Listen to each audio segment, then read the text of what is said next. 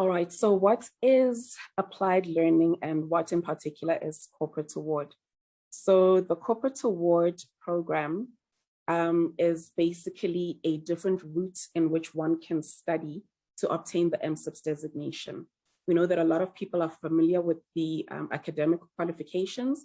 So the corporate award is a way in which you can obtain ultimately the MCIPS designation, but following a different route. It is a more practical way of going about your studies. So there's interactive workshops that you'll be participating in. And then with the advanced program, you'll also be looking at doing a business-related project. There's assessments, practical assessments that you will have to also then complete. So as opposed to the academic route that you're used to, where you would be writing examinations, in this case, you'd be completing assignments which are based on your knowledge and skill in terms of all of the experience that you've had within your workplace. The nice thing about these is that you have to relate everything back to the workplace once again, so that you know exactly how to apply the knowledge that you're gaining. Next.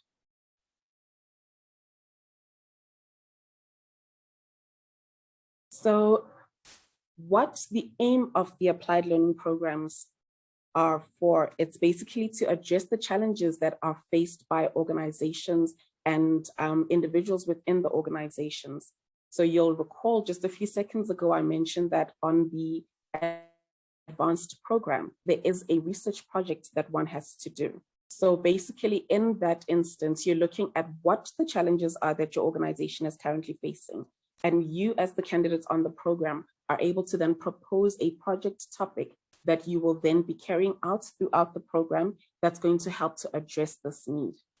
We're able to confirm the knowledge transfer that's taking place because you're then applying everything right back to the workplace. So you'll recall that with the assignments, like I mentioned, everything has to be related back to your workplace. So it's not something that is overly theoretical, but you have to be able to get a view of what it is that you would do in your particular situation in your company. Okay, it's very practical in that everything, like I've mentioned, relates back to the organization. So as you're getting the theoretical knowledge, you're also learning how to apply it within the workplace. There's quite a bit of support that's available. So there is a program lead who will be assigned to you for your particular cohort. And that program lead will assist you in terms of giving you information on when your assignments are due, when your next module is due, how you should go about basically tackling all of those. The program itself is delivered by a CIPS approved tutor. So you know that the person who is actually giving you the knowledge is MCIPS already, and they come with a wealth of experience already. So you're able to then ask them questions and, just pick their brains a little bit. There are two different types of applied learning programs or corporate award programs, which we offer. One being the in-company program. So if an organization is large enough and has approximately 10 to 16 candidates, they can then form a cohort of their own. We will be delivering that program only to the individuals from that organization. However, you'll find that there are individuals who are interested in going on the program, but they may not necessarily get the backing from their organizations, or the companies themselves don't necessarily have enough candidates to host their own in-company program, in which case we have what's known as syndicated corporate award programs. So that means basically if you come through as an individual, you will then join a cohort with candidates from other organizations who will then be going through the program with you. So you will follow the same timetable with those candidates. The biggest difference between the two is that if the cohort is in company, then the case studies are customized so that they speak specifically to that organization and the industry that they're in.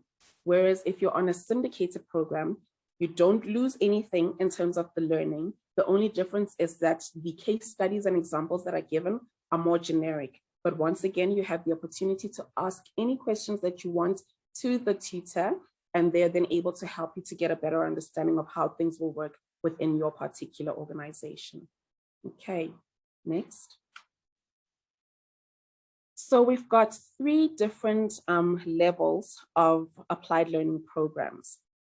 The first being the practitioner, and the practitioner program is the equivalent of the CIPS Level 4 diploma. So for those of you who are familiar with the academic route, you'll know that we have different levels that one follows in order to obtain their professional designation. So those individuals would go through the diploma, Level 4 diploma, Level 5 advanced diploma, and then the Level 6 professional diploma. In the case of the applied learning programs, we've taken the content from those different levels and we formed the programs themselves. So you'll see there that once you've completed the practitioner, you then are going to obtain what's known as diploma membership, because the learning that you're getting is at the same level as the learning that is obtained by someone who's going through the academic Level 4 diploma, okay? From there, you're then able to move on to the advanced practitioner program. Now, the advanced practitioner is what really excites us about the corporate award programs, because we've taken a combination of the advanced diploma and the professional diploma qualifications, combined the content to form this advanced practitioner program. So once you complete the advanced practitioner, which is at honors degree level, you are then going to obtain your MCIPS professional designation. So let me just take you back a little bit. You'll recall that I said with the academic route, you'll go through your diploma, advanced diploma, and then your professional diploma. At that point, you will then apply for your MCIPS professional designation. With the applied learning, on the other hand, you start at the practitioner, and then once you get to the advanced practitioner, that automatically leads to the MCIPS designation, because it's a combination of 2 levels on the academic route. Okay. The master practitioner is basically for postgraduate level. So for individuals who have already completed their MCIPS, they've already obtained their MCIPS designation, whether through the academic route or through the applied learning route. And they basically want to ensure that they're, continuing their development. So that's where CPD comes in. Okay, those individuals would then be able to attend the master practitioner classes, which is pitched at a very strategic level. So you're looking at your executives and your senior level managers who've got a wealth of knowledge already and just need to brush up on some of those skills. So things like critical thinking, leadership approaches, etc. So that's where your master practitioner would then come in. Okay, next. Okay, now this is an outline of how the programs actually work. So an overview of what the process would be that one needs to follow in order to go on to the applied learning programs. Now, one thing I have to mention is that with the academic route, the highest level of entry is the CIPS diploma, so the Level 4 diploma. Regardless of your experience or any other studies that you may have conducted, if you apply to study through CIPS and you want to go the academic qualifications route, the highest level of entry will be your Level 4 diploma.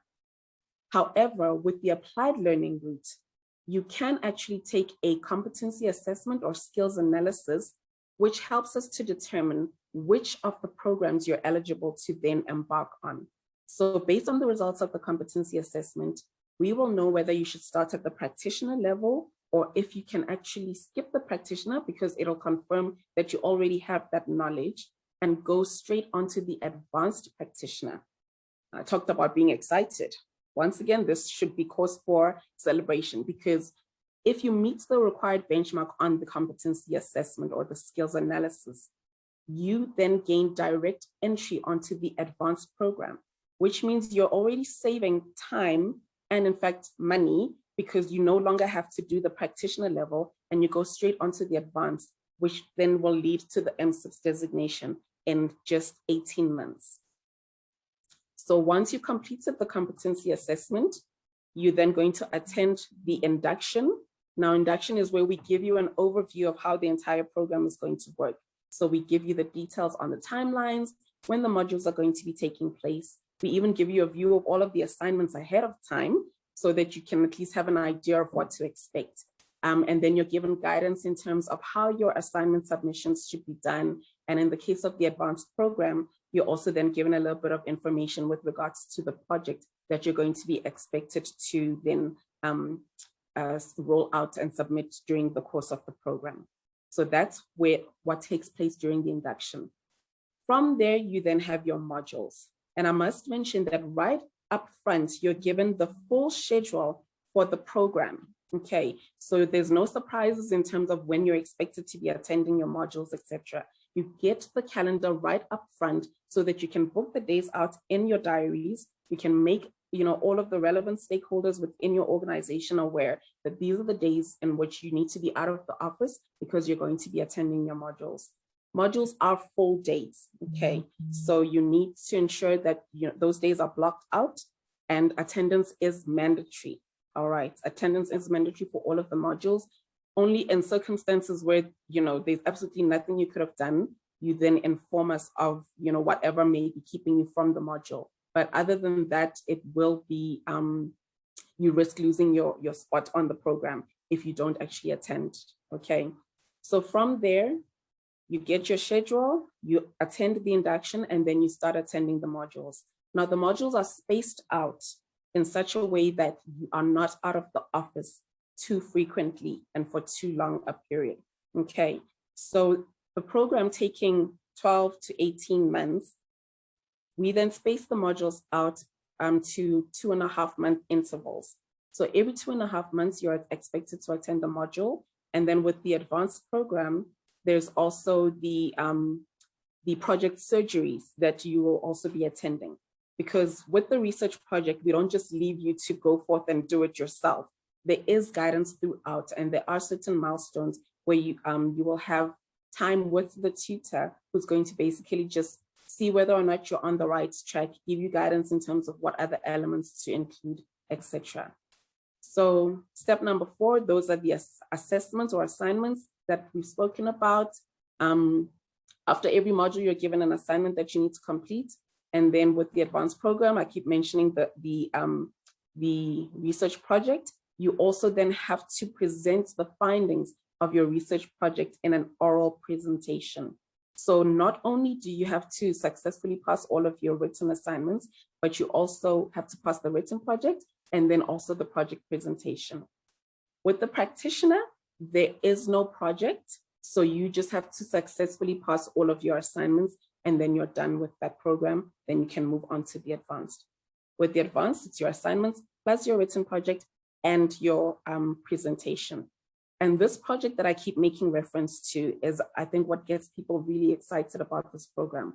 Because it's so practical, the project is something that has to derive either a cost saving or a process improvement for your organization. So in cases where the company is actually paying for your studies, they're really excited about this because they are then able to obtain a return on their investment based on the savings that will be gained on your research project. You will see later on the slides where I give a few testimonials with regards to how organizations have benefited from some of the projects that have been done. And you'll also hear later on from one of the candidates that has been on one of our programs, and he can also give a little bit of insight in terms of his experience with regards to the project. Next slide, please. Okay, so I mentioned the competency assessment or the skills analysis as the first step. Now, in a lot of cases, people make assumptions about what they know and what they don't know. So I think I'm really good in this area, or I think I could possibly improve in some or other area. So we're not always 100% sure where exactly you would place in terms of the different programs. The competency assessment helps us to determine that, the skills gap analysis, because it helps us to firstly identify if you've got any gaps in your knowledge based on these 11 themes that are on the screen. Now, these 11 themes are taken from the CIPS Global Standard. Those of you who are familiar with CIPS, you'll know that that's a body of work that was put together by CIPS to identify what global best practice looks like. We know that there's a lot of organizations out there that offer different services in terms of procurement and supply, but it's their solution. Now, what CIPS did was, we didn't want to just give you a prescription of our solution. We wanted to find out from across the globe what is deemed as global best practice. So CIPS went out and interviewed thousands of people from across the globe, different organizations, different industries, both public and private sector, in order to understand what indeed global best practice was. And based on the responses that we got from those individuals, we put together the global standard document. Now, that global standard features the 11 themes that are listed on the screen right now. And those 11 themes, or those 11 areas, are the areas in which any individual working within procurement and supply should have an understanding. You hear me clearly? I said should have an understanding, not should be an expert. We know that people have got different levels of experience, as well as some people having gone through other studies through maybe other institutions for procurement and supply. So your knowledge of the different areas will differ based on these things. So what the competency assessment does is it gives us a view of where your knowledge meets the standard, global standard, and where you have a gap. Okay. Once we've identified that, we're able to make recommendations, not only in terms of which of the corporate award levels you can embark on, but also any short skills training that you may require to help to close some of those gaps. Okay. Now, in terms of the corporate award or applied learning programs, there is a benchmark that one needs to meet in order for you to go directly onto the advanced program. So out of the 11 themes, you need to score 3, and the highest being 5 in the scores. You need to score 3 in at least 10 out of the 11 areas. I can imagine some of you are moving around on your seats right now thinking, that sounds rather challenging. But rest assured that many people have gone through this before, and we've had quite a number of people who actually do qualify to go straight onto the advanced program.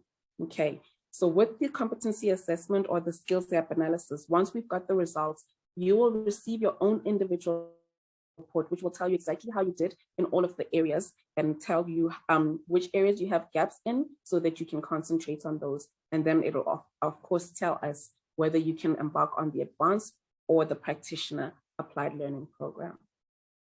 Next. Okay, so this is an example of the types of materials that you get when you're on one of the corporate award programs. So you can see there that we're looking at your triple bottom line. I think everyone would be familiar with these: your profit, your people, your planet, you know, making sure that they're all working in sync, etc. And then of course the 5 rights in terms of what people look for in terms of products and services. So these are just examples of some of the things that you'll be looking at.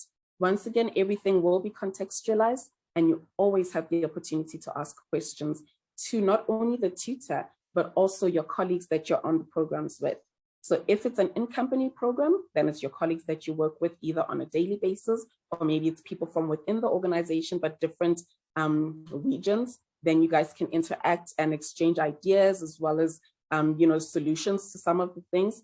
But if you're on a syndicated program, then you are learning from people from other organizations as well. How do they do things where they come from? And maybe it's something that you gain that you take back to your organization, or vice versa. Okay, next.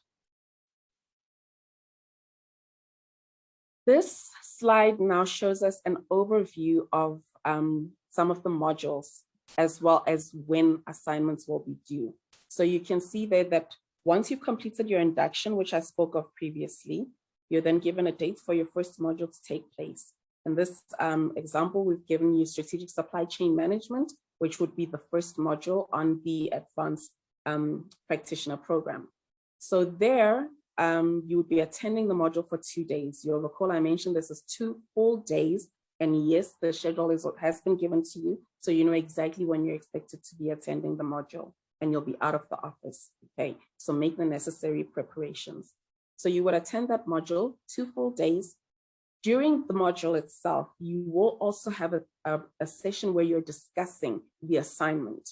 Okay, so once again, a lot of guidance and assistance that's going to come from your tutors, okay, as well as your colleagues. So you can go through the assignments, read the questions, get a thorough understanding of what is expected of you. And then when you leave the module, you're given a certain amount of time within which to complete the assignment. So as with any assignment, you're absolutely encouraged to do as much research as possible. in saying that, you need to recall that with your research, you have to also reference properly. So when you submit your assignments, you make sure that you reference all of the people and all of the documents that contributed to your assignment, because plagiarism is something that is frowned upon. So please, please, please just avoid that at all costs. But basically, yeah, you would attend modules. At the end of the module, you're then given an assignment that you have to complete, given a time frame to complete that, and then you attend your modules right up until you've completed the program. Okay. Next slide.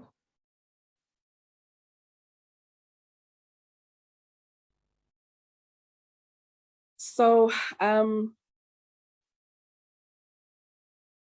in company or even syndicated programs, when it comes to your assignment, it has to be specific to the organization that you're working in, because we need to know that you're able to apply this knowledge within the workplace. So it's not, once again, just theoretical, but it's being able to practically apply the information.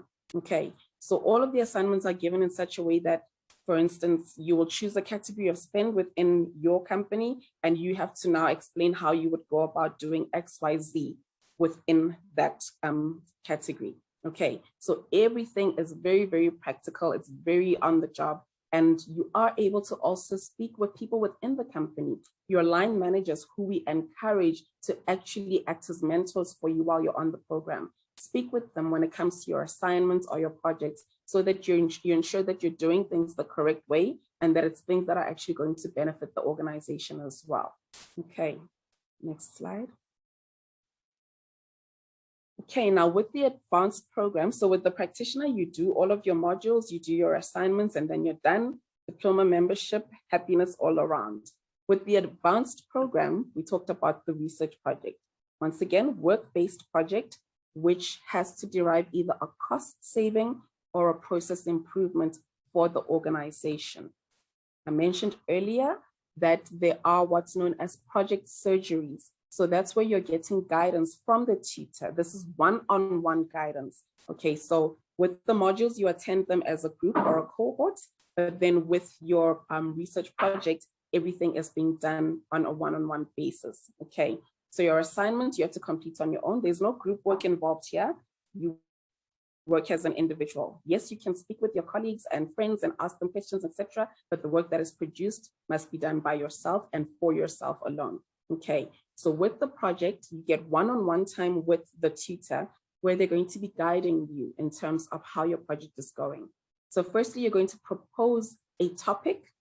That topic needs to be signed off by your direct line manager within the organization. So rest assured, they're going to be signing off something that is definitely going to yield some sort of tangible return for the organization. Okay, once it's been signed off, you then commence with the actual written project itself. So you're doing your research, primary research, secondary research, all of that will be explained to you. Okay, so you're doing all of that. And in intervals, you will have one-on-one sessions, which are known as the project surgeries, between you and the tutor, where they will have a look at how far you are in terms of your project, whether or not you're working in line with the guidance that has been given, whether or not you're applying the knowledge that you gained throughout your modules on the actual project itself. Okay, once you've successfully completed the written project, it's submitted for marking. If you're successful in that, you then have completed the program. So you successfully complete all your assignments, your written project, as well as your project presentation. Okay, now I have to emphasize that in terms of the advanced program, we're not working on an average of the three. You have to be successful in all three areas: assignments, written project, as well as project presentation.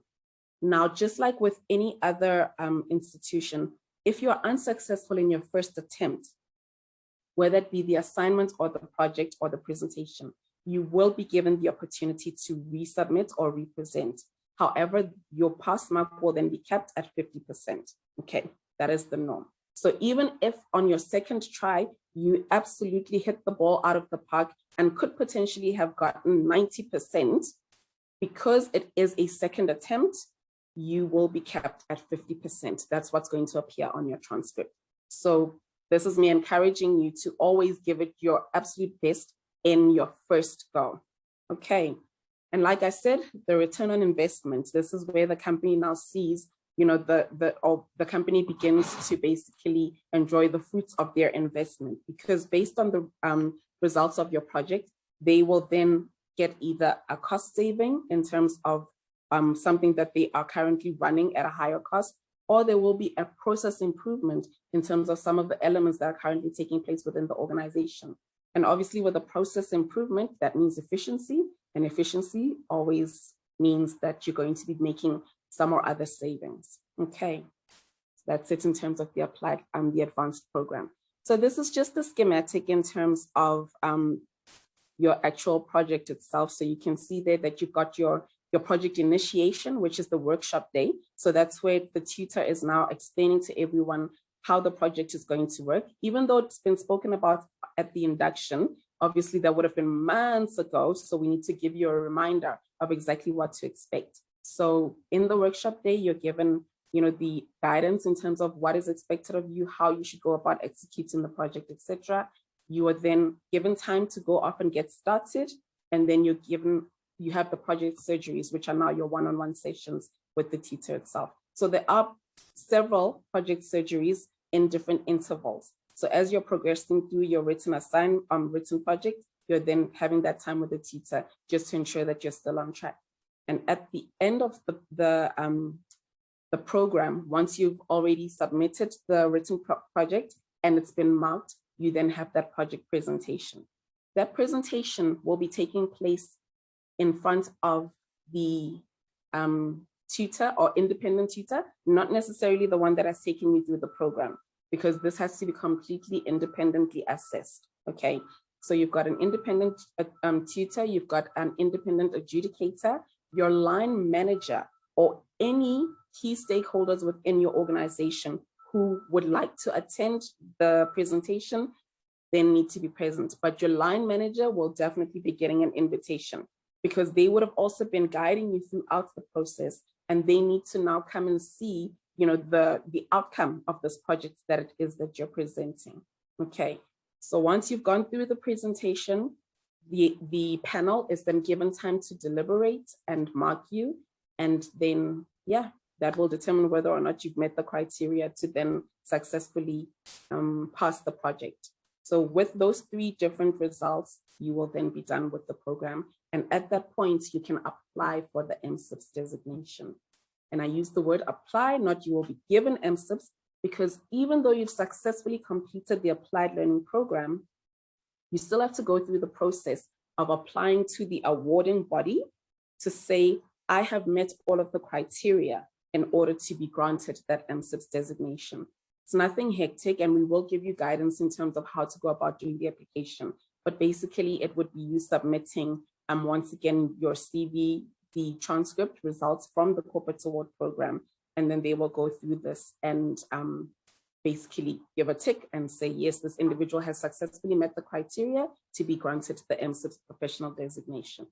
Okay, next. This here is an example of some of the organizations that we've worked with who have taken quite a number of their employees through the corporate award programs. Some of these would have been either through in-company programs or through syndicated programs. So over and above companies, we also work with individuals, because you may find that some people opt to pay for the programs themselves. So no, don't fear, you can still join a program if you are actually going to be funding yourself. This is just some of the companies that we've actually worked with. If we were to add them all, there wouldn't be enough space, but it's just to give you an idea. And these are companies that are across the globe. So you'll see that we've got organizations in the UK, in Australia, we've got companies who are in Dubai, in South Africa, you name it, we've worked with them. Okay, next. Okay, I mentioned earlier that we were going to come across some testimonials from individuals or organizations who have put their people through the programs. So you can see here, this is an example from an organization known as First Rand. It is part of a banking group here in South Africa. And basically, one of the candidates on one of the advanced programs was tasked with saving the organization R1 billion over 4 years. That was the project that that individual basically took up. Now, based on the learnings that they gained through the applied learning program, they were able to achieve 80% of that target. So they saved 800 million in just over 2 years. So that's half the time that they were given. So in half the time, they were able to achieve 80% of the target. So that alone speaks to, the types of projects that the individuals are basically rolling out. So when the company is making an investment in you to study, they know that, based on the work and the research you're going to be doing, the project, they are also going to see a return on the investment for what they have basically invested in you. Okay, next example. Here again, we have Caterpillar Perkins. They also took their candidates through advanced corporate award programs. And there you can see that the overall savings was $1.1 million. That was quite a chunk. Okay. Now, with these projects, you have to bear in mind that the organization determines whether or not they're going to implement them immediately or if they're going to hold on to them and implement them later. Obviously, this will also depend on the budget of the company, etc. But ultimately, all of the information that is required to successfully roll out these projects would have been provided by you through the work that you would have put together.